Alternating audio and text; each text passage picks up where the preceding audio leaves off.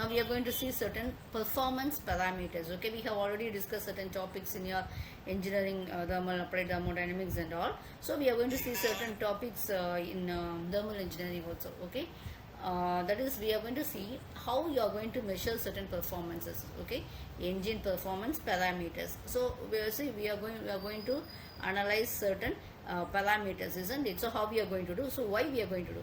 This is, we have to measure the engine's effectiveness, isn't it? So for that purpose only, so we are going to assess how the fuel energy is converted into mechanical work and all. Okay, so that first one is your indicated power.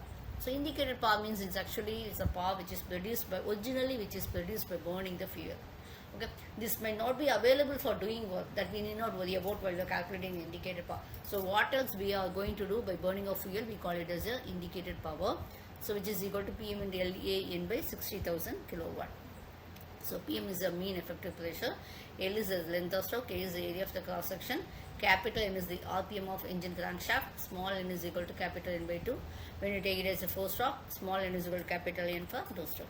So brake power means, so whatever produced for our by our engine cannot be fully used for producing the useful work. So that is we call it as a brake power. So it is measured by dynamometer, PMB into LA by 60,000 kilowatt. So torque is equal to net load acting into effective radius. Okay, so PM is the brake mean effective pressure. Next one is your indicated thermal efficiency. See, actually when you take it as thermal efficiency, we are going to assess how our fuel thermal power is going to be used. So indicated thermal efficiency is the ratio of energy to the indicated power to the input fuel energy in approximate unit. Okay, so that is, we get it as IP by MF into CV, calorific value of fuel.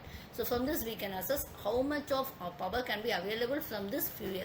Okay, next one is brake thermal efficiency, is the ratio of the power available at the crankshaft, okay, to the input fuel energy. So BP by MF into CV. So what we have to take care is, so we are burning this much of fuel. Okay, so in this much of power I am getting, so whether it is sufficient enough, so whether it is effective, so that only you are going to check over here.